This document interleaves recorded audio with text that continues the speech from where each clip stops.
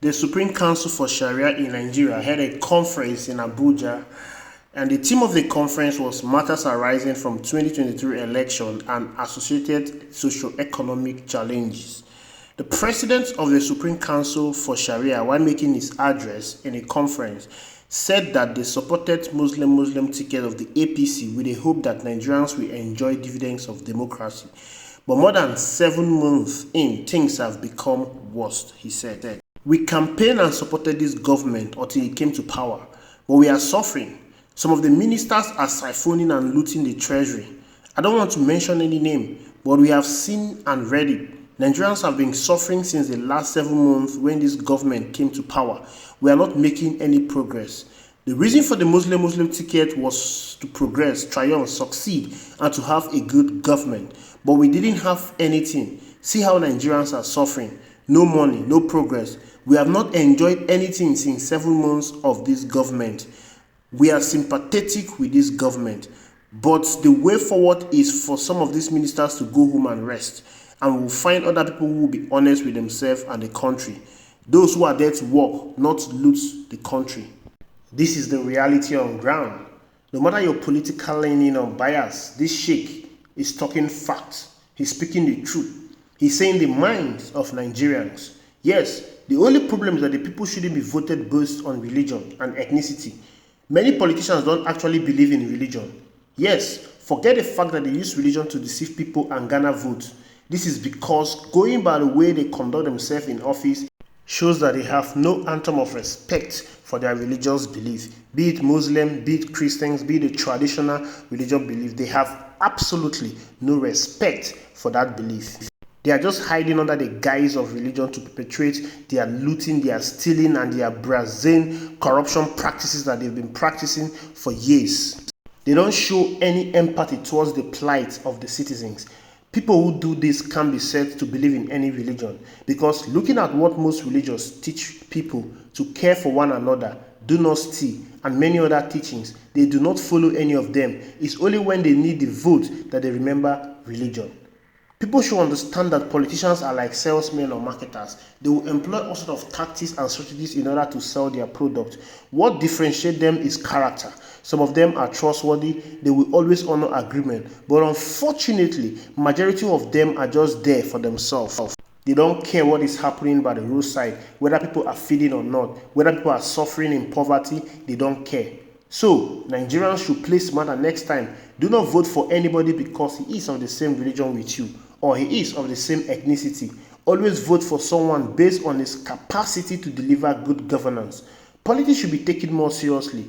We know that the vote in many cases do not count, but it is human beings that make them not to count.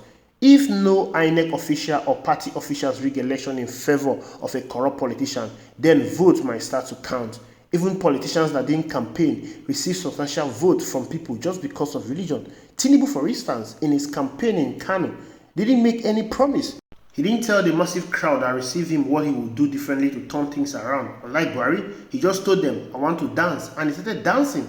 After they danced, he left the campaign ground. Today, I come home to Kano.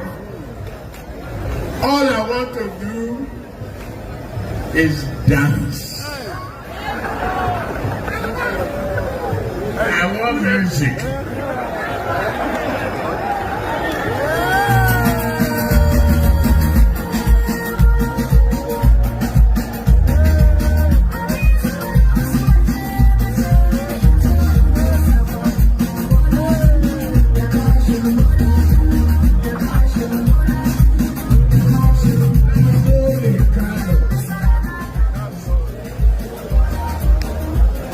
That was all. No campaign promise, no analyzing the economic situation of Nigeria in Kano.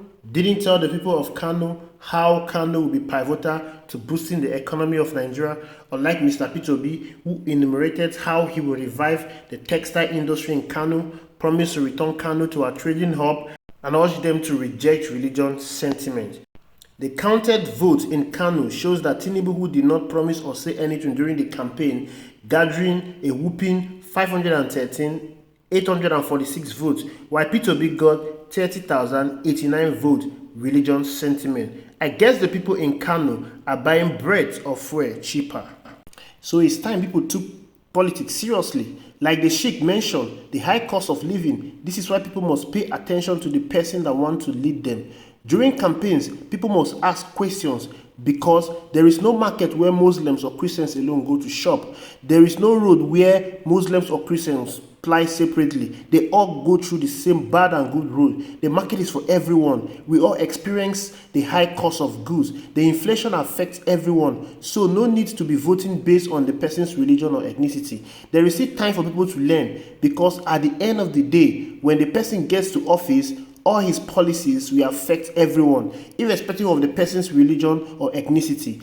There is no need playing religious politics, especially when the people involved are not even competent to deliver basic services and set things right. It seems many people did not learn a lot of lessons during Buhari's administrations. Buhari being a military general, he should have solved security challenges in Nigeria, but he did not. The spiral effect of insecurity from President Muhammadu Buhari administration has come into this new administration, and they are doing a bad job about it.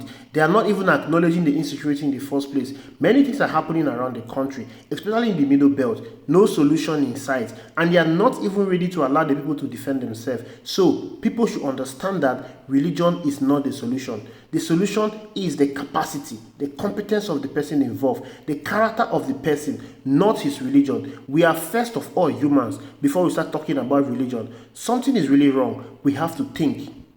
So people should wise up next time. No need trying to play superior in a country that is multi-ethnic and multi-religious. Religion does not determine the intelligence of anyone. It doesn't determine how smart a person will be. Smartness is gotten by education. The more educated someone is, the more likely he is to be very smart, coupled with experience. So these are the factors. These are the main things people should be looking at during elections. They should be able to study the candidate, not to try to vote based on sentiment. Look at what Alex Oti is doing in Abia State. This shows that with the right people in the helm of affairs, things can go on well. Governance is not a rocket science, but at least the person must have the experience. He must have the good intention. If someone is hoping to spend billions of naira or even $1 billion to buy everything viable in order to become His Excellency, you do not expect that person to be a good person. You do not expect that person to work in the common man interest. He will first of all recover all his investment. Yes, to them it's business. When a businessman makes an investment, he's hoping to recover his investment. So when such a politician gets to office, he will first of all recover all his investment with interest. Yes, you don't run business as a charity. When you make an investment, the profits must be on top of it all. You will recover your capital and your profit. So they are in that phase right now.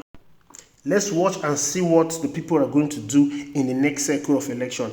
If they are going to learn the lesson that religion does not matter who become the better president. Let's see if they are going to shun ethnicity, religion, and vote for a competent leader.